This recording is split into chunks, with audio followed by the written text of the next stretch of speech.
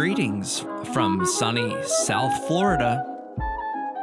It's time for the Palm Beach Podcast.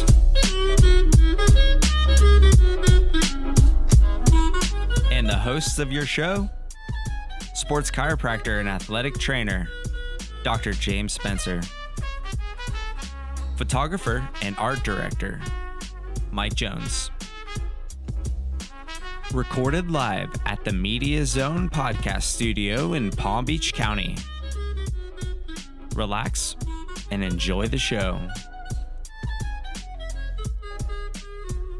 Hello, and welcome to the Palm Beach Podcast.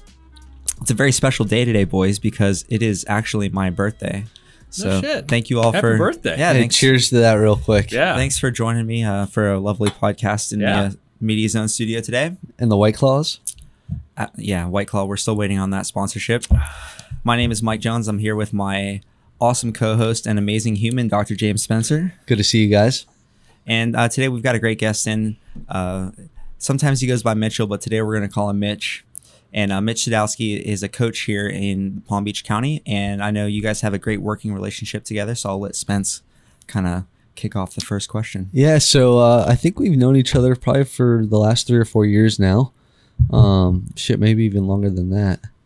If it hasn't, it seems like it. Yeah. So, but it's really cool to see kind of both of our growth as far as a business and personally and professionally.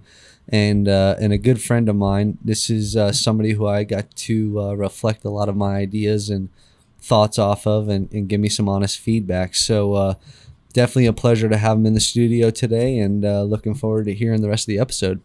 Mitch, welcome, bro. Thanks, man. Thanks, guys, for having me. It's awesome. I know you've probably been seeing Media Zone getting put together from on social media and from chats when you guys are working on the same client together. But what do you think we've done? How do you think we've done here? Oh, awesome. I mean, the studio's sick. Thank you.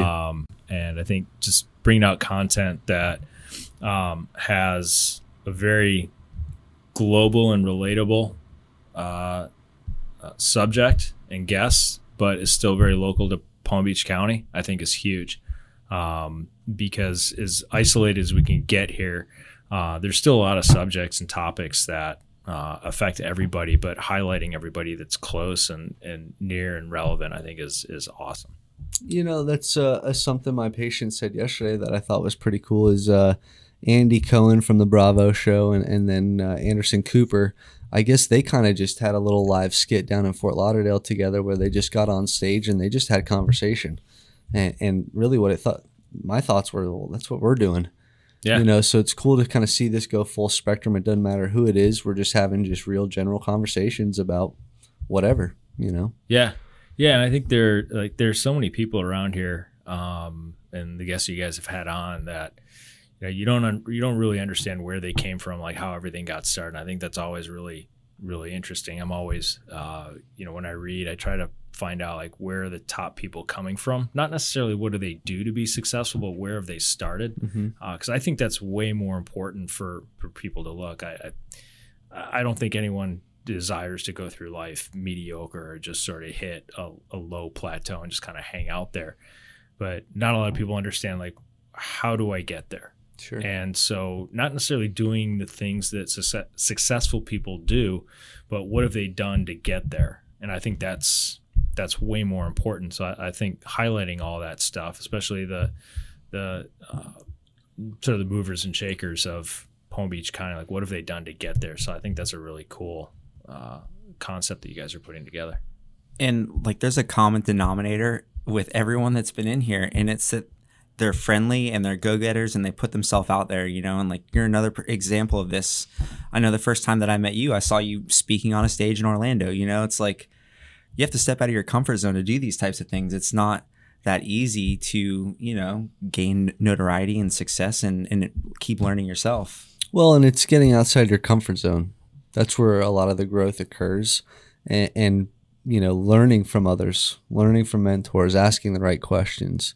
It's just like you. Like, how did you become a strength coach? What's your kind of background, origin story?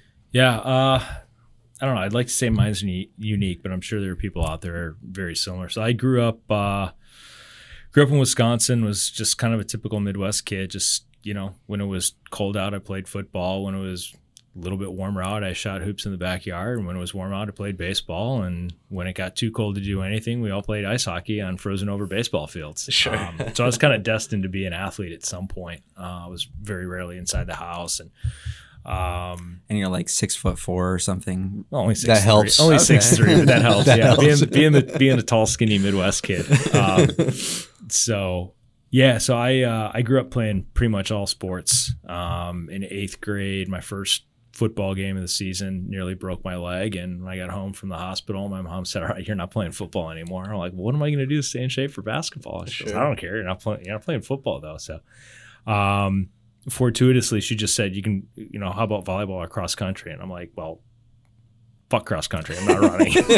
So I got into volleyball and showed up 2 weeks late for tryouts, and head coach looked at me and said, "How old are you?" I said, 14. I'm a freshman. He goes, "How tall are you?" I said, 6'1". He goes, "You're on the team. Grab a ball and have someone show you how to play." Perfect. And, as going through high school, just became more and more involved with volleyball. And then I just kind of peeled away the rest of the sports, started getting recruited. Ended up playing volleyball at Ball State University in Indiana. Had redshirted my first year, so I had 5 fantastic years. Perfect. I had a really successful team, awesome teammates. And fortuitously, that I didn't know at the time, we'd done a study on our volleyball team on speed training and how speed training would relate to vertical jump improvement. So we weren't doing jump training, we were just doing sprints and sprint training. And they retested us at the end of the year. Well, there's one of the guys that was leading the study was Dr. David Pearson, who at the time I had no idea, but he was and still, I think he still is, on the board of the NSCA. And the head of our human performance lab at Ball State was Dr. William Kramer, who, if you're in strength, you know who Dr. Kramer is. We saw him at the tactical strength. Yeah, he was there. So I did a little bit of an end around during my off season. So I went into the human performance lab and had Dr. Pearson write my workouts, and then I would go do my own workouts in the weight room on the summer on my own. Which started a really good relationship. And then when I graduated, he called me that summer and said, "Hey, we got a grad assistantship open up. If you're interested, it's yours." So I took that in the sport management department, but was still hoping to play professionally. So I was kind of hanging out in the human performance lab, getting a lot more of a practical application of strength, Sure. as opposed to the theory and the book side. So did that, and then graduated with my master's, worked for some professional teams, and then sort of had a crossroad and had the choice between staying in the front office business side of pro sports or getting back into college volleyball coaching. So I decided that going to DC to coach at Georgetown was a better idea than going to Bakersfield, California. And I don't know if anyone's been to Bakersfield. You don't want to go. Nah, it's not the greatest. Georgetown is way Look, cooler. if anybody's from or lives in Bakersfield, no offense, but it's terrible. And that sort of plunged me Big back. turning point, though. Yeah, very big. So I had been, I'd still been playing semi-professionally on the beach when I could, in between the crazy hectic schedule of minor league sports, but was doing all my own workouts. And when I got to college, one thing I noticed, it was a lot of our athletes came in with pre-existing injuries or bumps and bruises. So kids would come in with bad knees, they come in with a bad shoulder, they just come in sort of wrecked athletes already. And I spent a lot of time with our strength coaches, and I kind of credit, Augie, I can't remember Augie's last name, but Mike Hill, who's the current basketball strength coach at Georgetown. I would just go hound those guys all the time and would help them and pick their brain on, what our athletes were doing in the weight room and what I thought they should be doing. Sure. And had a really good relationship with them. And then when I left Georgetown to go to Florida State, same thing. I had a really good relationship with our strength coaches, and That's huge. would talk to them. In fact, one of the guys, Tyler Peacock, he runs Full Circle Performance out in Sarasota, Bradenton area. He and I still talk quite a bit. my neck of the woods, And, baby. Yeah, that's right.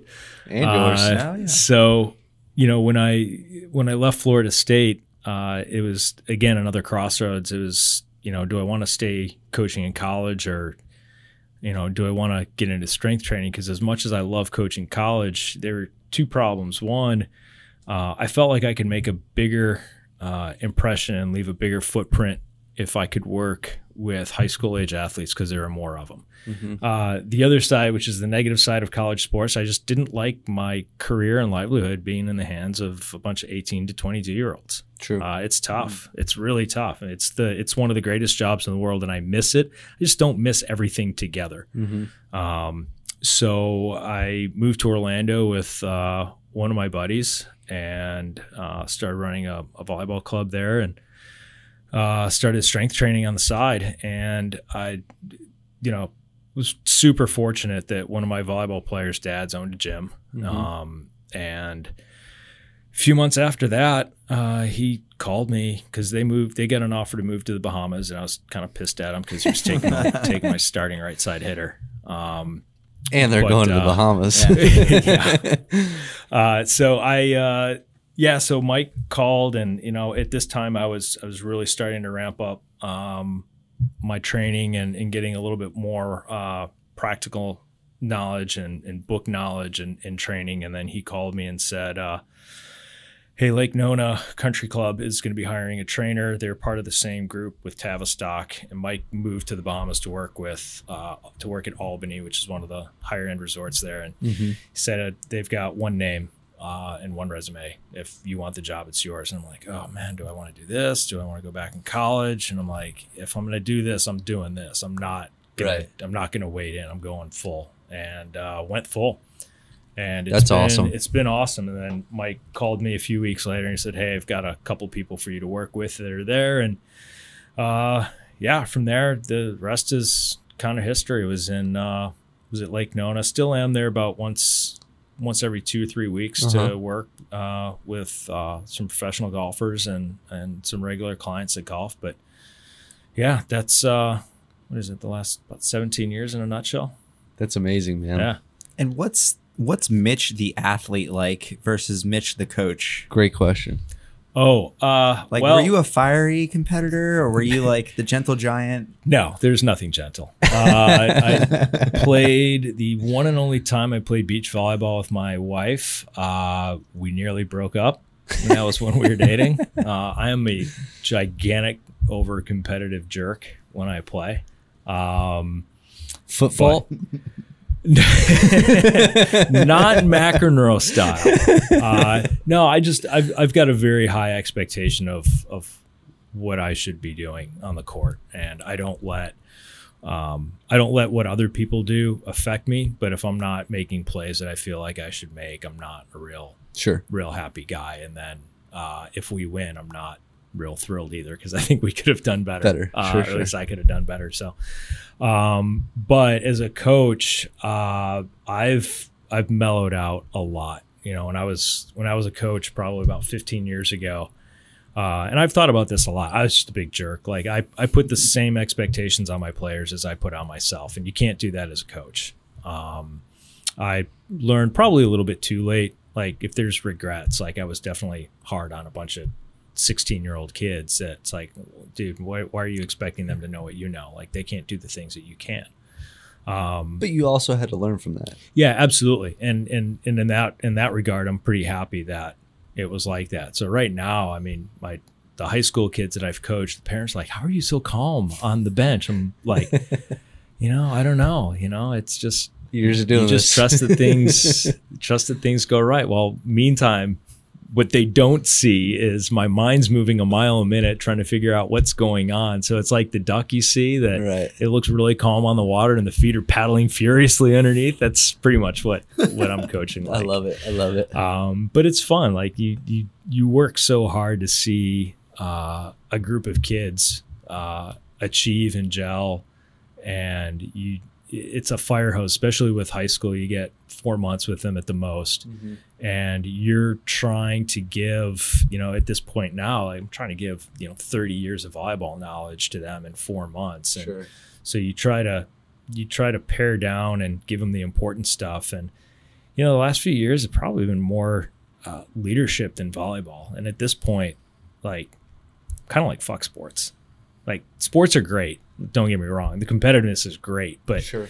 When you're in high school, you got a bunch of kids. You might have, I'm an anomaly. I've got 10 kids from the last 3 years that have gone on to play college, which is unheard of for one high school volleyball team. Congratulations. Thanks. It's having good kids in your district that end up going to your high school, but it's also a direct reflection of your coaching and leadership as well, Mitch. Yeah, and thanks. And that's, it took me 9 years to get my last team, to really sort of find the kids who have leadership abilities and hone those into leaders. And then also teach the ones who don't necessarily have the same qualities that at some point they're going to have to lead. Mm-hmm. And I think that's the thing that I love the most about strength coaching and just coaching in general, is that we have such a dearth of leadership in this country. And I'm not talking politically. I'm just talking in general. Right. Like, we just don't create leaders.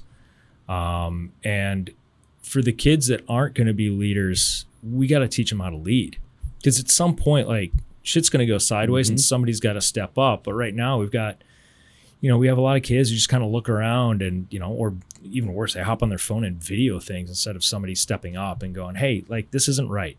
Like, stop this. Right. But nobody's willing to step up and stop, for whatever reason. So being able to influence that, I think one of my proudest moments as a coach, was one of my high school players, her freshman year in college, was named a team captain, which it doesn't happen, because one, there's an enormous amount that you learn in 3 years to be to lead a team. But I always viewed the things that go on outside the team as much more important for a leader to handle as opposed to the things on the court. And I gave him a lot of responsibility. I said, look, 90% of the stuff I want you to take care of. When you can't handle it anymore, and you'll know, then you can come to me and I'll handle it. But if it gets to me, then I'm holding you responsible. Sure. If it doesn't need to get to me.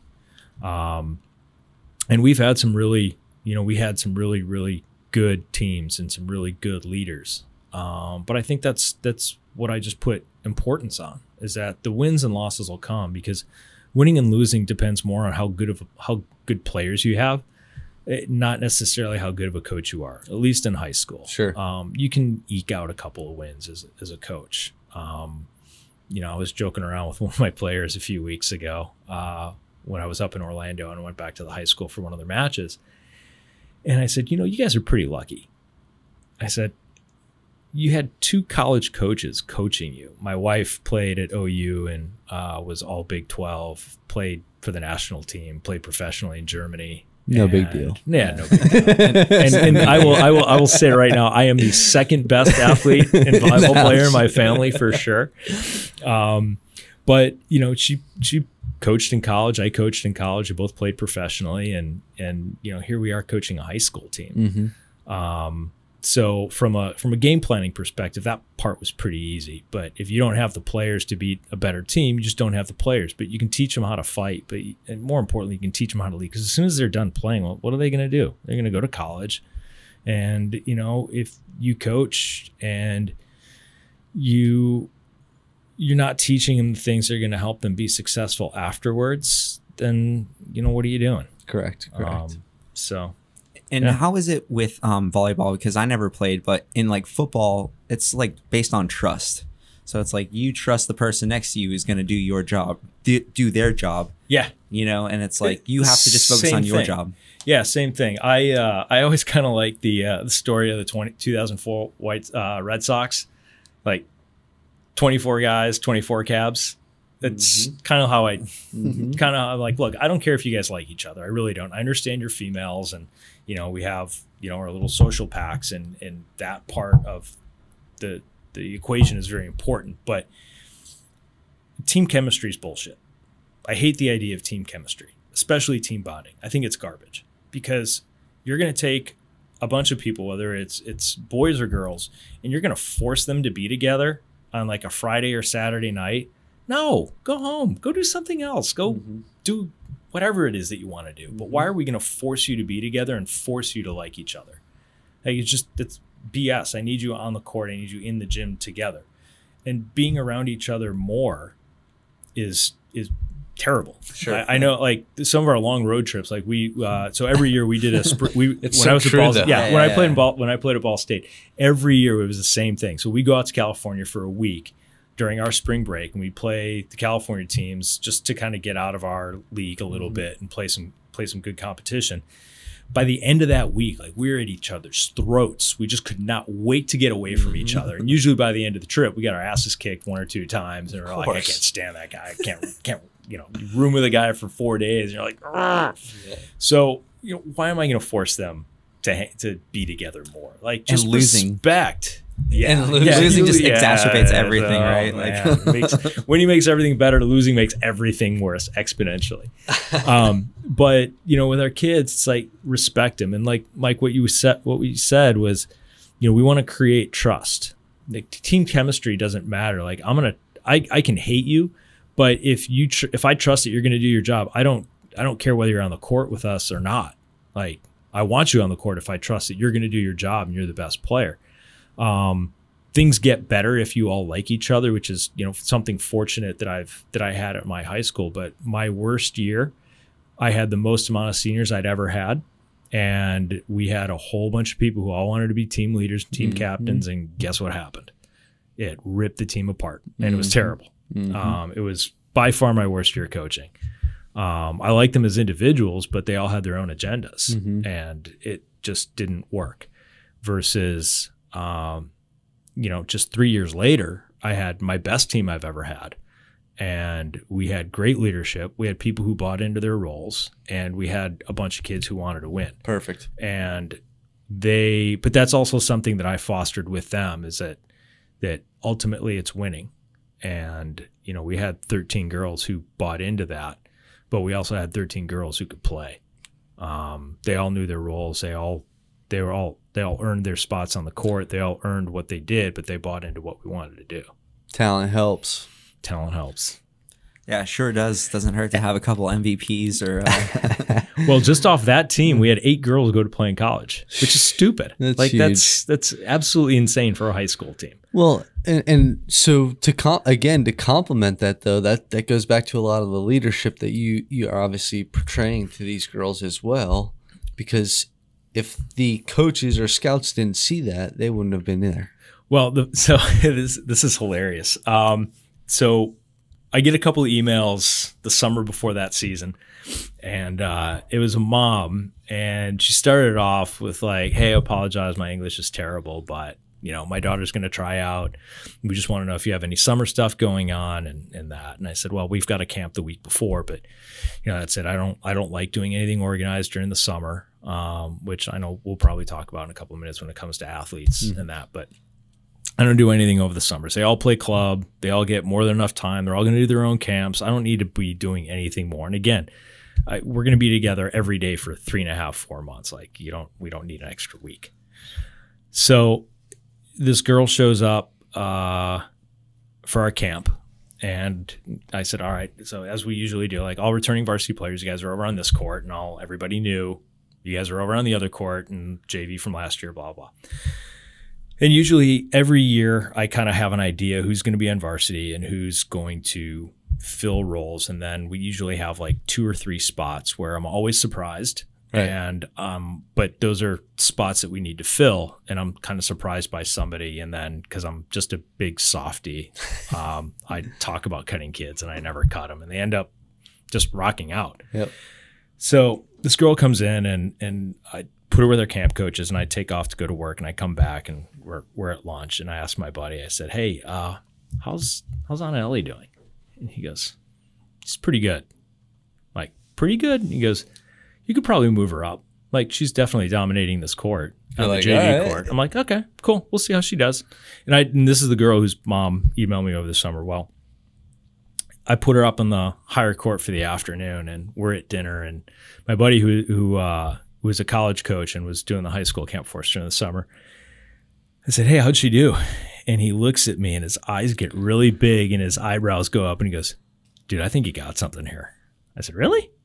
Because, yeah, she's balling out. I'm like, all right, well, let's keep an eye on her this week. So she just crushes the whole week. And she was playing libero, which is a defensive specialist in volleyball that can stay in the whole time. She wears a different color jersey. She can come in and out for a player, and there are some other rules, but basically she's just an all-time defensive specialist who doesn't have to sub in and out. And there's only one problem. She doesn't speak any English. She just moved from Puerto Rico like 6 or 7 months earlier. So I spent the entire season coaching her in Spanish while I was coaching the rest of the team in English, which, you know, I had a double major in college, and finally that Spanish major was paying off.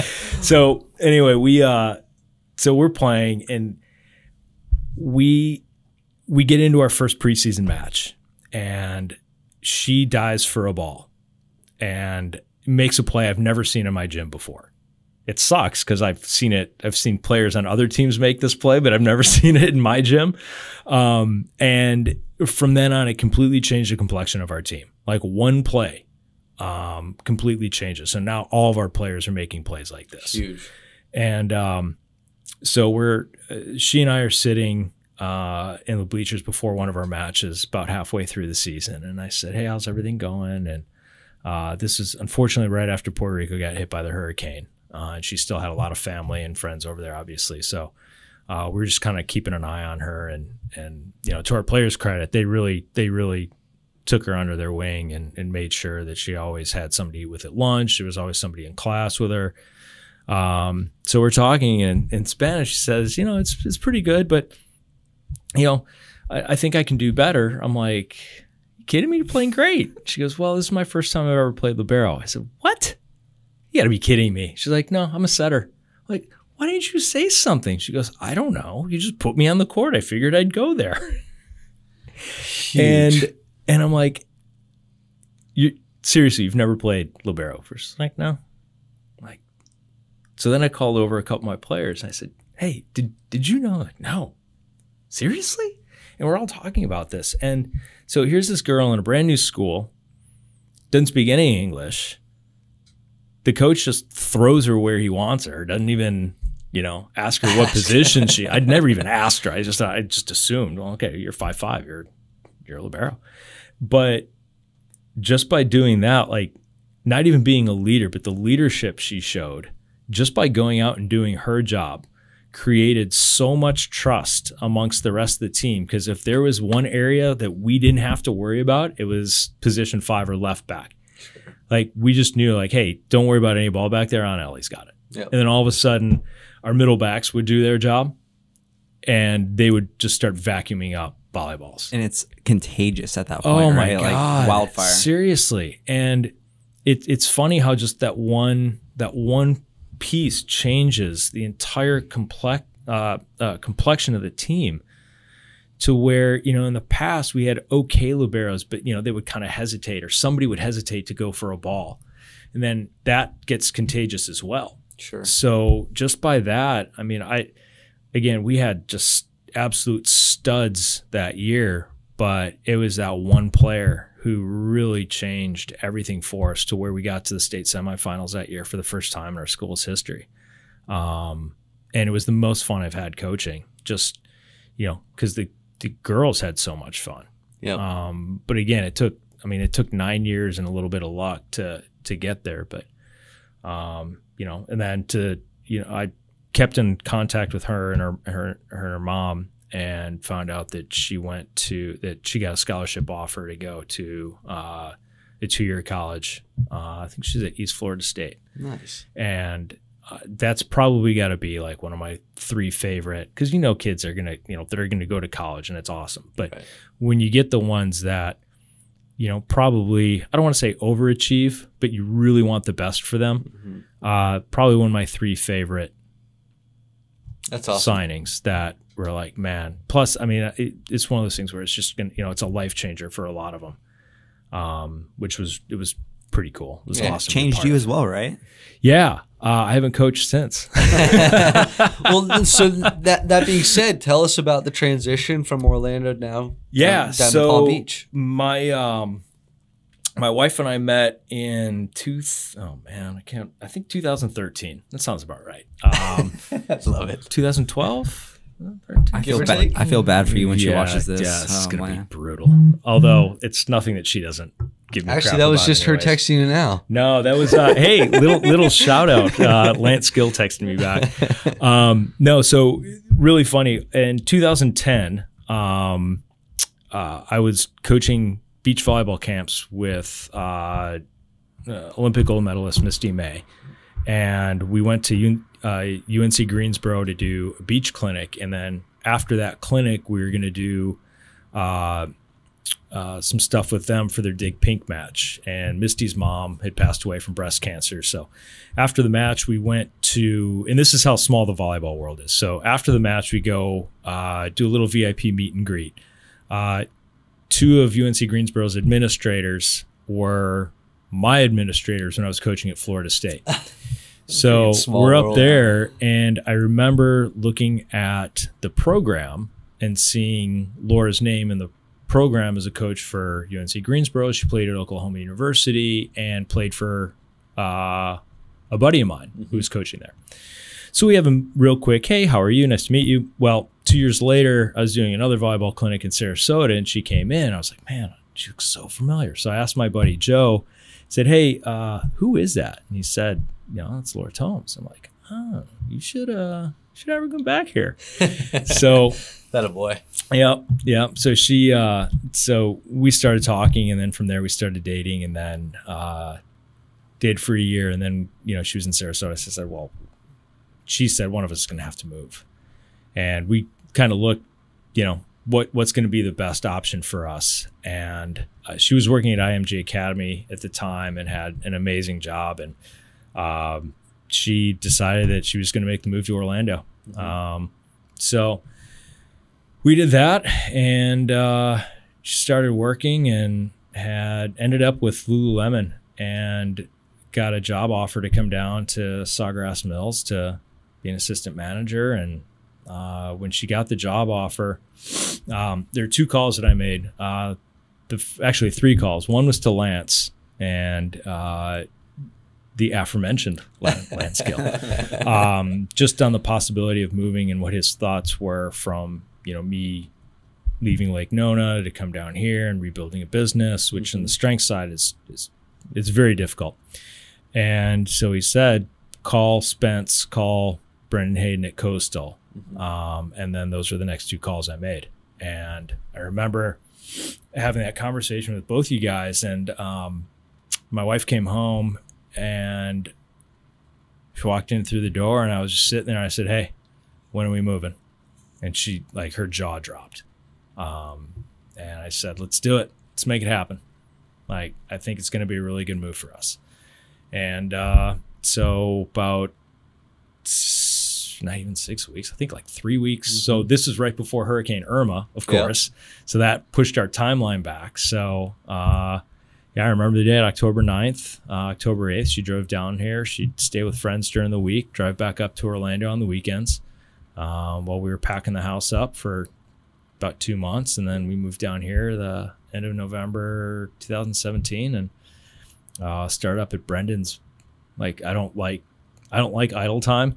So I think before the last box was unpacked, I was up at Spence's place and up at Brendan's place, and it's been awesome. I love the community. I love the area, and then being able to work with two of my best friends and two people that colleagues that I really admire a lot is just it's awesome.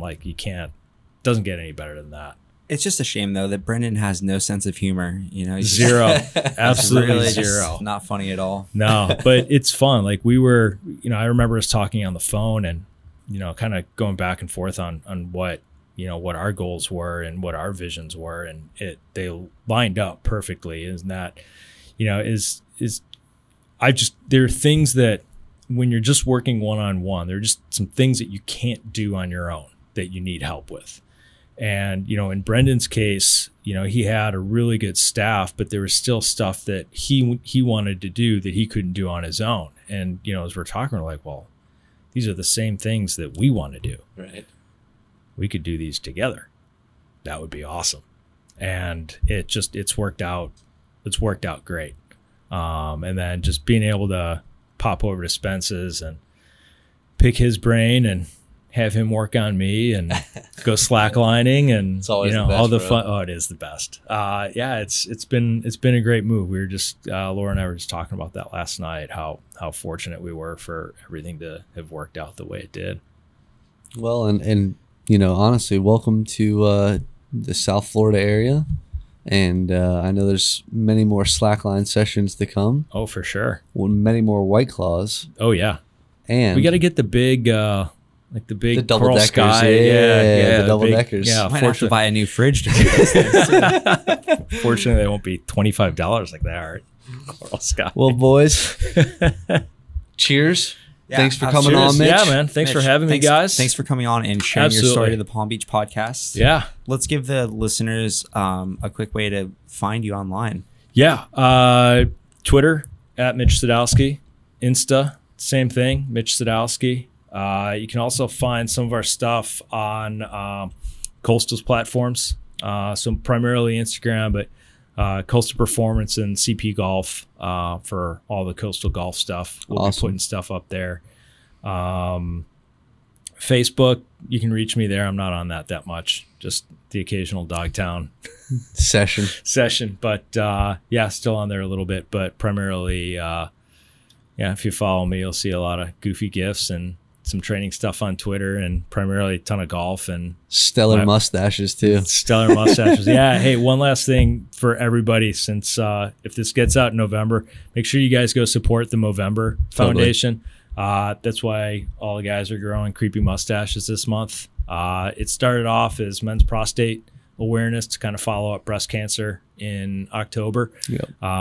But it's gone to encompass all sorts of men's health initiatives: prostate cancer screenings, testicular cancer screenings, colon cancer, colonoscopies, and then they've branched out the last couple of years to really do the whole thing of men's health, but it's suicide, the emotional health, being able to reach out to people, getting help when you need it. And, you know, guys, we kind of get run by our ego a little bit and our pride that, you know, we're not willing to reach out and ask for help when we need it. So just reminding guys that there's a network out there that they don't have to really do much to ask for help, but people are always going to be willing to help them. And, you know, no man is an island and no one can be successful alone. So make sure we reach out and get help when we need it. It's a good note to end on. Boys, Yeah. Mitch, I know we'll see you again in the studio soon, right? Done. All right. Absolutely. Whenever you guys want. Thanks for joining us. Absolutely. Thanks, guys. have a Cheers. good day.